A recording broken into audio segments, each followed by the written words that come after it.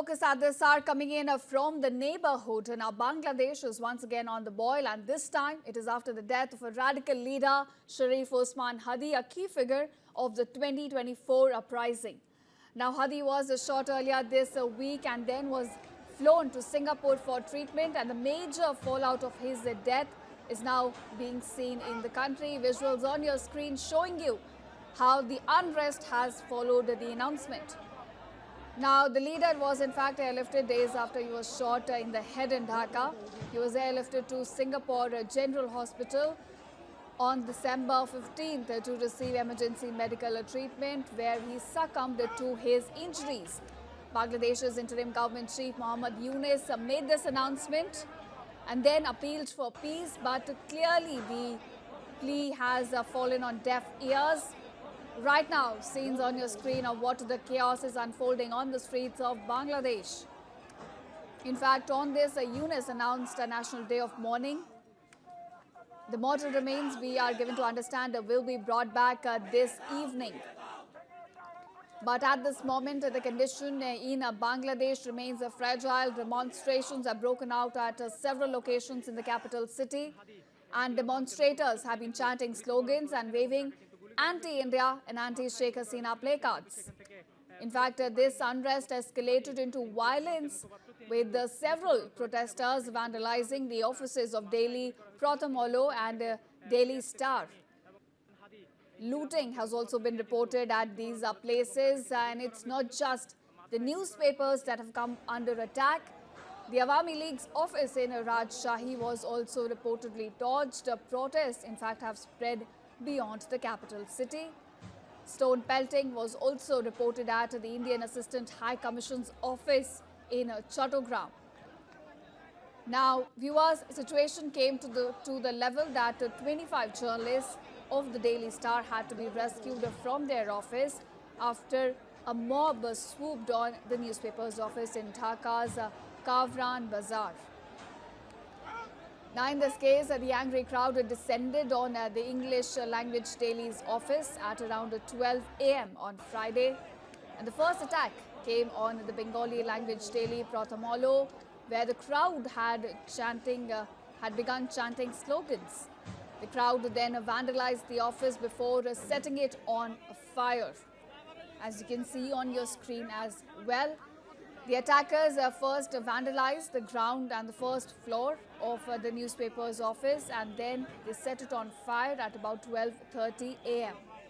The blaze quickly engulfed the two floors, setting a huge column of smoke into the air. These are the latest developments we're getting in as per the BD News. Now, viewers, it's also been reported that the fire service could not even reach the building for some time because a crowd was blocking their way. As you can see how the anger is now spilling onto the streets of the country. Stones were also thrown at the Assistant High Commission of India in Chittagong by these protesters. Videos which have been shared on social media also show groups throwing stones near the diplomatic office and the official residence as well. Police say that incidents of arson were also reported, prompting a heavy security deployment to prevent further damage. Viewers, this is a major fallout that we're now witnessing in India's neighborhood, Bangladesh, where the death of a radicalized leader has now led to anger spilling onto the streets. In fact, we're witnessing a major unrest at this point. Incidents of arson, looting have been reported.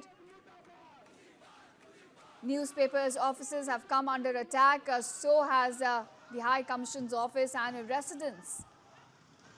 So clearly, situation seems to be spiraling out of control, despite Muhammad Yunus, who is the interim chief, urging for peace. But clearly that plea falling on deaf ears, and situation now escalating at the moment.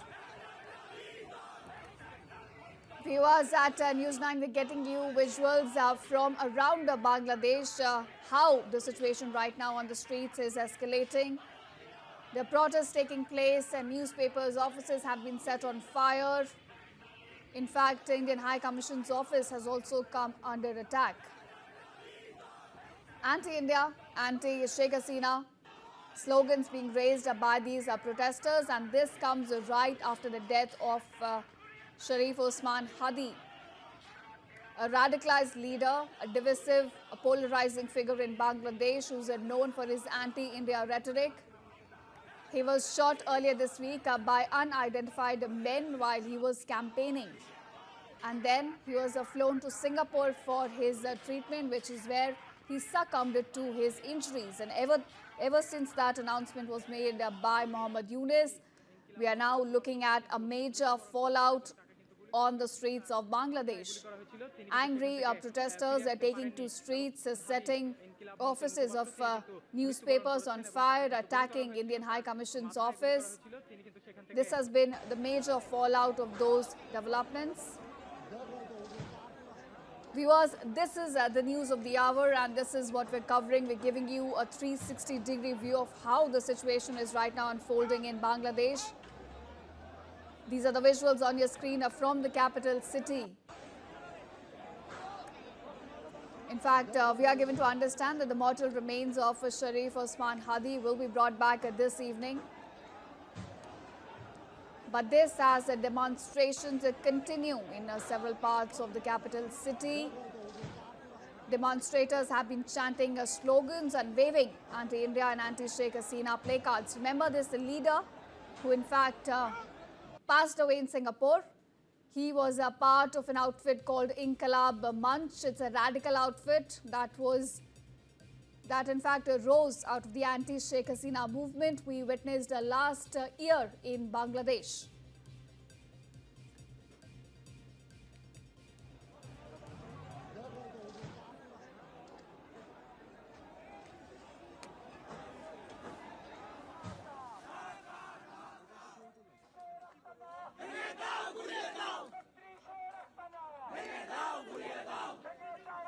All right, Sayanta Bhattacharya joining us on this with more details. Sayanta, हमें ये बताएं इस समय क्या situation stabilise हो गई है बांग्लादेश में, या जो इंसिडेंट्स हैं आर्सन के, लूटिंग के, वो अभी भी कंटिन्यू हो रहे हैं कंट्री में? एकदम देखिए, उस्मान हादी के जो मरने के बाद जो बांग्लादेश का सिचुएशन खराब होगा इसको लेके कि, लेकिन बांग्लादेश का जो पुलिस है, बांग्लादेश का जो सेना है, उन लोग ने इसको डाउट किया था और वही हो रहा है अभी बांग्लादेश में। जो ढाका, खुलना, राजशाही जो एरिया है, बहुत सारे एरिया में पुलिस का रूट मार्च स्टार्ट हो गया है, सेना का रूट मार्च स्टार्ट हो गया है।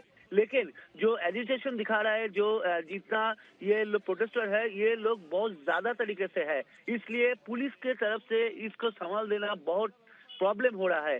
जो दिखा जा रहा है कि जो बहुत सारे डेली न्यूज़पेपर का जो ऑफिस है वो जला के खाक कर चुका है। और उस्मान हादी ये, लेकिन शेख हसीना के अगेंस्ट में जो आंदोलन हुआ था उसके पहला जो सबसे अहम भूमिका लिया था ये उस्मान हादी, और इसका जो सपोर्टर है वो भी बहुत है। इसके लिए सब लोग रास्ते में हैं अभी।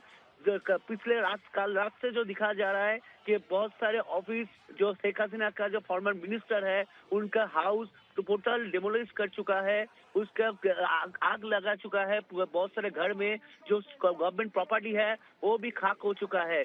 लेकिन जब अभी जो यूनुस प्रशासन जो कल जो हम लोग ने देखा, जो भाषण दिया है, उसमें सबको शांत रहने के लिए कहा था, लेकिन दिखा जा रहा है कोई शांत नहीं है।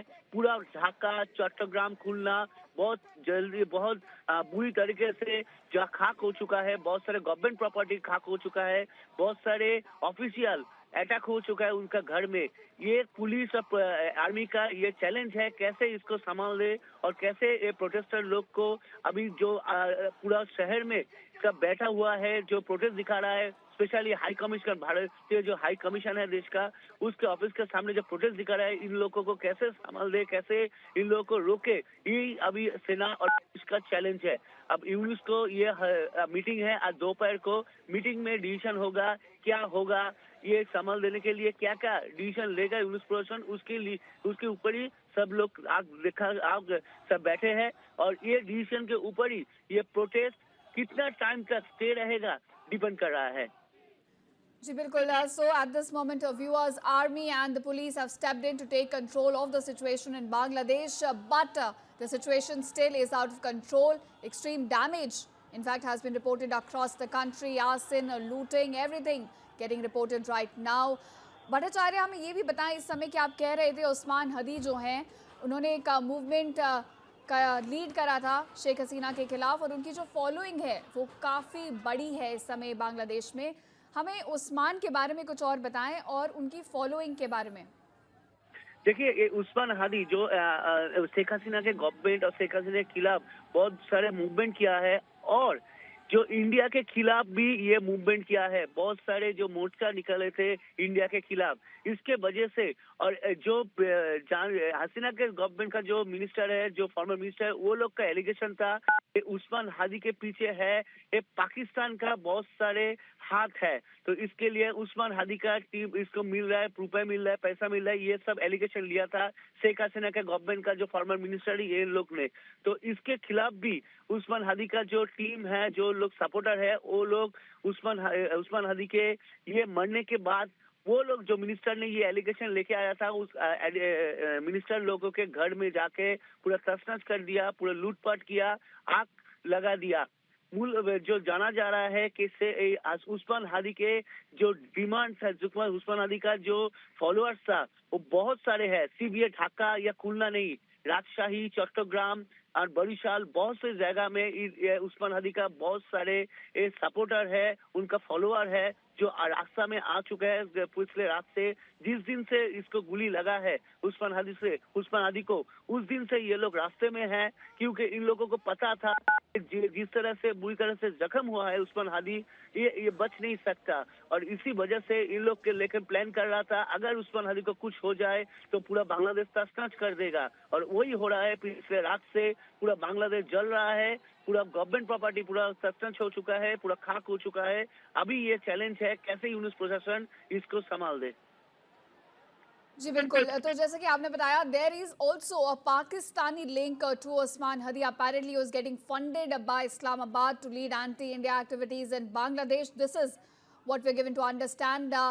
भट्टाचार्य जी, हमें ये भी बताएं इस समय कि जैसा कि आपने कहा कि अवामी लीग के जो लीडर्स हैं वो इस समय टारगेट हुए हैं, इंडियन हाई कमीशन टारगेट हुआ है, तो कौन कौन से लीडर्स हैं और कौन कौन सी जगहें हैं इस समय जहां अनरेस्ट बहुत ज्यादा है? देखिए, शेख हसीना के गवर्नमेंट का जो बांग्लादेश से तो बहुत सारे मंत्री, मिनिस्टर, बहुत सारे एमपी भाग चुका है, लेकिन जो रह चुका है, जिसका प्रॉपर्टी अभी तक है, पिछले अगस्त से अभी तक रह चुका है, वो ज्यादा से ज्यादा पूरा आज कल रात से पूरा आग लगा चुका है।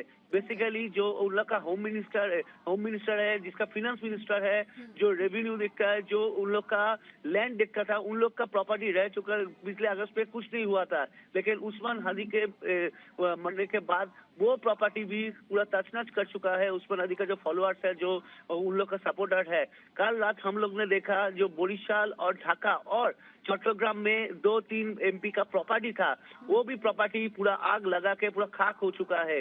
कितने टाइम ये जब तक पूरा रिपोर्ट गवर्नमेंट की तरफ से पूरा रिपोर्ट जब तक नहीं आएगा तब तक समझ नहीं आएगा कितना प्रॉपर्टी अभी तक खाक हो चुका है। लेकिन मोहम्मद यूनुस की तरफ से ये बोला जा रहा है कि पुलिस को वहाँ पर रहने के लिए सेना उतारा गया है रास्ते में, लेकिन सपोर्टर और जो फॉलोअर्स है उस्मान हादी का इतना एग्रेसिव हो चुका है, ये इसको संभाल देना पुलिस के लिए भी बहुत सारे प्रॉब्लम हो चुका है। All right, so damage assessment is still underway, violence still escalating, and army, as you say, right now has stepped in. Mr. Bhattacharya, हमें इस समय ये बताएं कि ये पहली बार तो नहीं है कि बांग्लादेश में ऐसी वायलेंस एस्केलेट हो गई है। हमने देखा है पिछले एक साल में multiple such incidents have been reported. तो इस समय जो गवर्नमेंट का रोल है, यूनिस की गवर्नमेंट का रोल, आप उसे कैसे देखते हैं? क्या कहीं इम्प्लिसिट सपोर्ट दिया जा रहा है ऐसे एक्सट्रीमिस्ट एलिमेंट्स को? देखिए, गवर्नमेंट का रोल जो आवामी लीग का जो एलिगेशन है, गवर्नमेंट अभी चल रहा है All right, पाकिस्तान का जो आईएसआई है वो लोग आ चुका है यहाँ पर, ऑफिशियल उन लोग का काम स्टार्ट हो चुका है। जो यूनिस प्रशासन ने उनको वो सपोर्ट किया है, इसके वजह से किसी तरह से ये जो पॉलिटिकल जो प्रॉब्लम हो रहा है, ये जो बांग्लादेश में जो सिचुएशन हो रहा है, इसके पीछे जो पाकिस्तान और आईएसआई का हाथ है, ये हम लोग अनडाउटेडली बोल सकते हैं। और सबसे बड़ी बात है यूनिस प्रशासन ये चुपचाप देख रहा है, क्योंकि इतना बड़ा ऑफिस, जो न्यूज़पेपर का ऑफिस, ये सारे एमपी का ऑफिस, जो गवर्नमेंट प्रॉपर्टी, कल रात से जो पूरा आग लग चुका है, जो आग कर लगा के पूरा खाक हो चुका है, इसको संभाल देने के लिए, इसको प्रोटेक्ट करने के लिए जो प्रोटेक्शन बाय फोर्स चाहिए था, पुलिस चाहिए था, आर्मी चाहिए था, ये पहले से नहीं उतारा गया रास्ते में, और इसके वजह से इतना बड़ा प्रॉब्लम हो गया। और ये जो एलिगेशन है आवामी लीग का, और आवामी लीग का जो सपोर्टर है, जो एमपी है, जो मिनिस्टर है, वो अभी सब बांग्लादेश छोड़ के निकल चुका है। और एक प्रॉब्लम हो रहा है, जो बांग्लादेश इंडिया जो बॉर्डर है उसमें भी हाई अलर्ट जारी हो चुका है, क्योंकि ये सिचुएशन भी आएगा, उसमें भी आएगा, और ये प्रॉब्लम बहुत पूरी तरीके से बॉर्डर में इसके ऊपर प्रभाव पड़ेगा। ये सोच रहे हैं कि जो बॉर्डर सिक्योरिटी फोर्स, इसके लिए हाई अलर्ट जारी हो चुका है, स्पेशली बोनगा, नॉर्थ चौबीस परगना और मालदा मुर्शिदाबाद में। अभी देखना है बांग्लादेश का यूनिस प्रशासन कितना काम करता है, और ये प्रोटेस्टर है कि कितना जल्दी इन लोग को रास्ते से हटाते हैं। That's a major development that you've told us about. India-Bangladesh border put on high alert as these fallout, in fact, is expected to have repercussions on India-Bangladesh ties as well. Indian High Commission's office, you see, has been targeted in these protests. Speaking on which, Mr. Bhattacharya, you said that all of what we are witnessing in Bangladesh is a manufactured crisis by Pakistan. So do you think Islamabad here is calling the shots? Exactly देखिए, जो बांग्लादेश का जो अभी problem हो रहा है, बांग्लादेश का जो अभी ये जो प्रोटेस्टर है, ये लोग का फंडिंग हो रहा है इस्लामाबाद से, ये इसमें कोई शक नहीं है। और ये जो फंडिंग हो रहा है, इसमें ये जो पाकिस्तान का जो हाई कमीशन ऑफिस है, इसके अंदर से ही ये पूरा फंडिंग हो रहा है, ये एलिगेशन था। और इसके जो रिपोर्ट है, ये इंडिया के जो रॉ है, इंडिया का जो के सेंट्रल गवर्नमेंट का जो खुफिया एजेंसी है, इसके हाथ में आ चुका है। और इसलिए कोई किसी जगह से ये मालूम चल रहा है कि पाकिस्तान के बैकअप से ये बड़ा प्रॉब्लम हो रहा है, पाकिस्तान के बैकअप से ये प्रोटेस्ट हो रहा है। और जो यूनिस प्रशासन, वो भी इस्लामाबाद के हाथ के पुतले हो चुका है, ये एलिगेशन है आवामी लीग का।